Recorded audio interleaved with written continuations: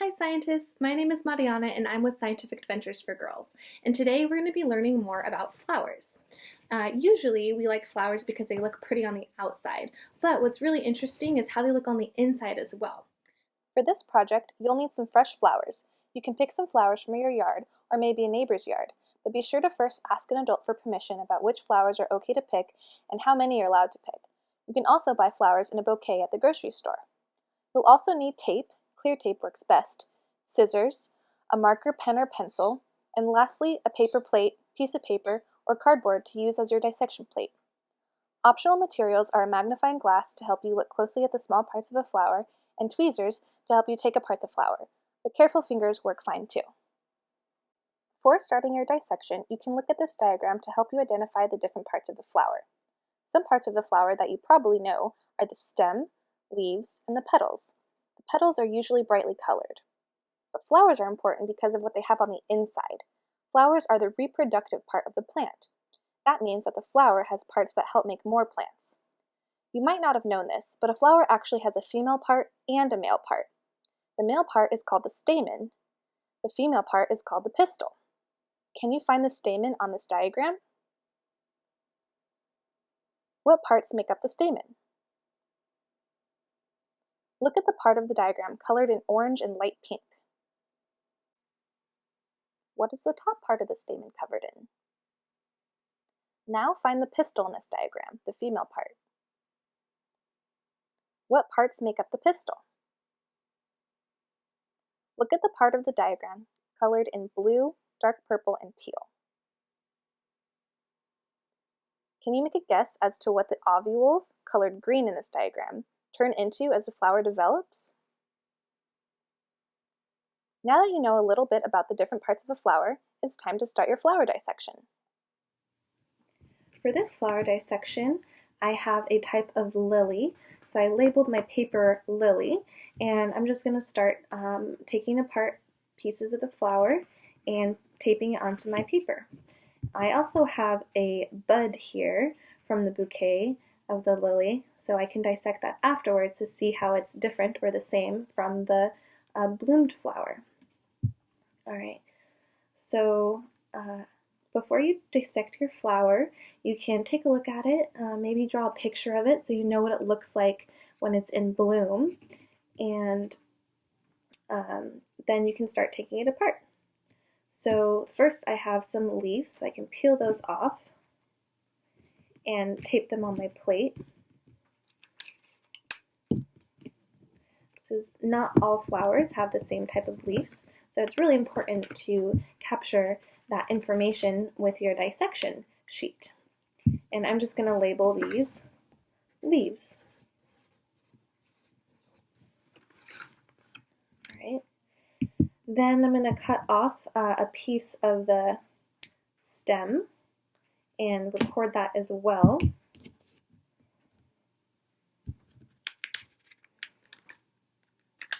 And you can just tape it anywhere you'd like on your sheet, but make sure to label it stem. All right, now we're going to carefully take off the petals of this beautiful flower, and you can also count them and record that data as well. So I have 1, 2, 3, 4, 5, 6, and keep this aside. So I have 6 petals. I'm just going to tape down one of them.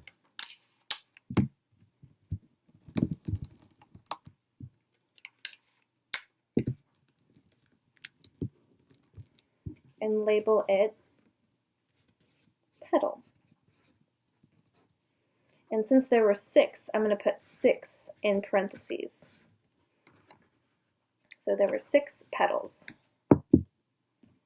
Alright, and make sure you can keep your petals because they're really great to do other experiments with, like chromatography or petal pressing. So hang on to those. And now we have a really interesting part of the plant. These are the inside, and what you're looking at are the male and female parts of the plant, of this flower. So first I'm going to talk about the male parts. They have, I'll pull one off for you. You have 1, 2, 3, 4, 5, and 6. So here, these 6 pieces are called stamen. And the dark end on this flower, they're pretty dark, that is where the pollen usually is held. So when a bee or butterfly or a hummingbird comes and eats the nectar off of this flower, they'll get some pollen on them from this anther. And they'll take that to another flower, and then that flower will make seeds. So we're going to want to label this part. So again, get some tape.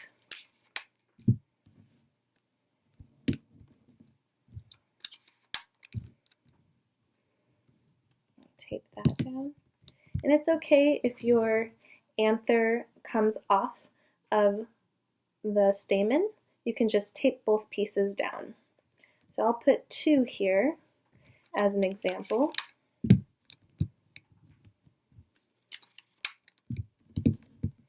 And the others we can just put aside.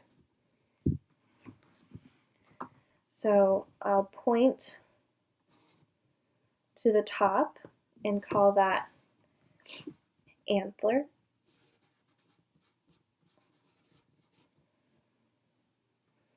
And this whole section is called stamen.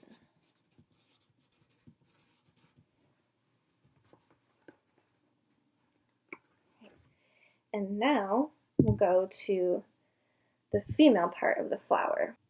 This whole piece is called a pistil, but there are different parts of the pistil.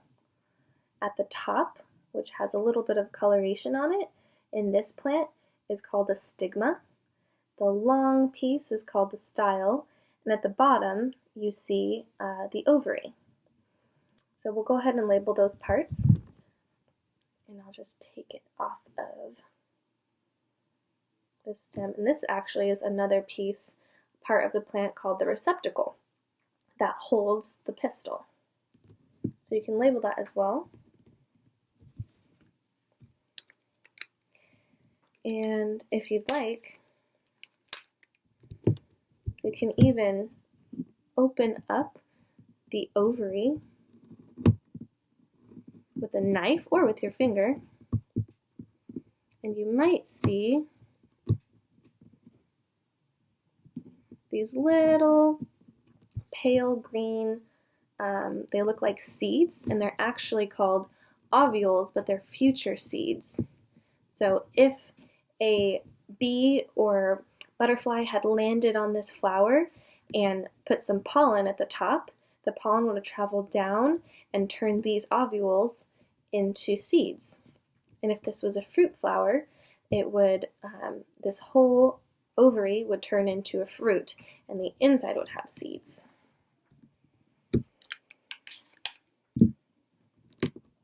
So you can tape that down. You can hold that on there. So now this is called the stigma.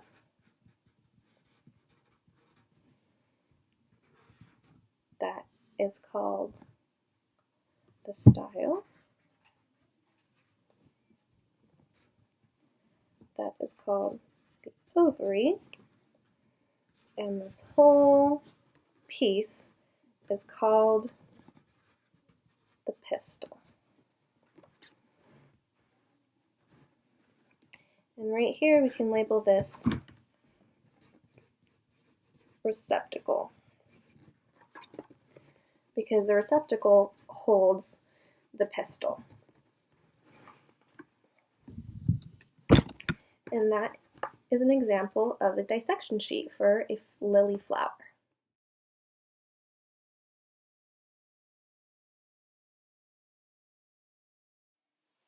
After dissecting one type of flower, try dissecting another. Do they have the same number of petals? Do they have the same type of leaves? Why do you think that is? Also, try leaving a section of your dissection sheet for questions that you have. And if you have a flower that's bloomed and a bud of the same type, try dissecting both to see if you can figure out if the inside of the bud looks like the outside of the flower. Remember, flowers depend on pollinators like bees, hummingbirds, and butterflies to spread their pollen and reproduce. Knowing that, why do you think most flowers are very brightly colored? Thanks so much for joining me, scientists, and I hope you had fun dissecting and learning about the different parts of flowers. Try showing this project to another family member and teaching them about the different parts of flowers as well.